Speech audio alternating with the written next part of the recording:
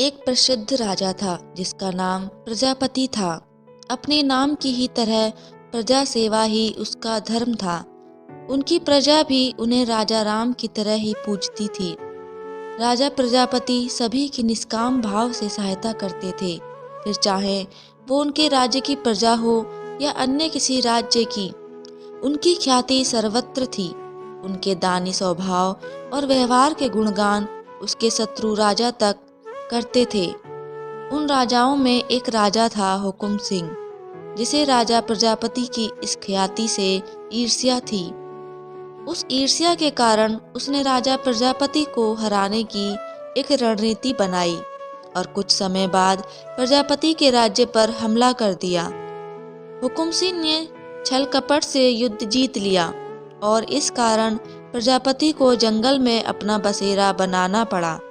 इतना होने पर भी प्रजापति की लोकप्रियता में कोई कमी नहीं थी। हर जगह उन्हीं की बातें चलती थीं, जिससे हुकुम सिंह को चैन नहीं था। उसने राजा प्रजापति को मृत्युदंड देने का फैसला किया। उसने ऐलान किया कि जो राजा प्रजापति को पकड़कर उसके सामने लाएगा वो उसे 100 सोने की दिनार देगा। और उसने अपने आदमी भी राजा प्रजापति को ढूंढने के लिए लोग लगा दिए। दूसरी तरफ राजा प्रजापति जंगलों में भटक रहे थे। तब उन्हें एक राहगीर मिला और उसने कहा, भाई तुम इसी जगह के लगते हो, क्या मुझे राजा प्रजापति के राज्य की तरफ का रास्ता बता सकते हो? राजा प्रजापति ने पूछा, तुम्हें क्या काम है राजा से? तब राहगीर ने कहा, मेरे बेटे की तबीयत ठीक नहीं है, उसके इलाज में सारा धन चला गया। सुना है राजा प्रजापति सभी की मदद करते हैं, सोचा उन्हीं के पास जाकर याचना करूं, जिससे मेरी कुछ मदद हो जाए। यह सुनकर राजा प्रजापति राहगीर को अपने साथ लेकर हुकुम सिंह के पास पहुँचे। उन्हें देख दरबार में सभी अचंभित थे। राजा प्रजापति ने कहा, हे राजन, आपने मुझे खोजने वाले को 100 दिनार देने का वादा किया था। मेरे इस मित्र ने मुझे आपके सामने पेश किया है, अतः इसे वो 100 दिनार दे दें। यह सुनकर राजा हुकुम सिंह को एहसास हुआ कि राजा प्रजापति सच में कितने महान और दानी हैं, क्योंकि वो व्यक्ति राजा हुकुम सिंह का ही आदमी था।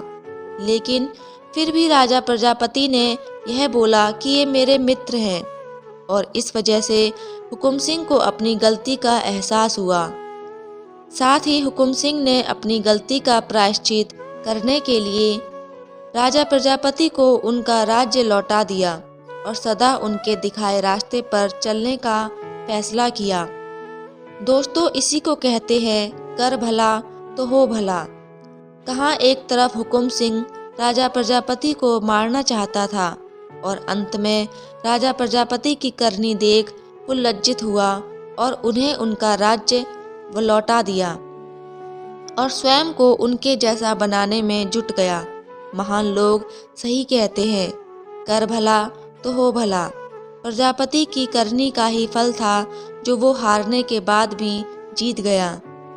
उसने जिस तरह सभी की मदद की, उसकी मदद अंत में उसी के काम आई। इसलिए कहते हैं, मनुष्य को अपने कर्मों का ख्याल रखना चाहिए।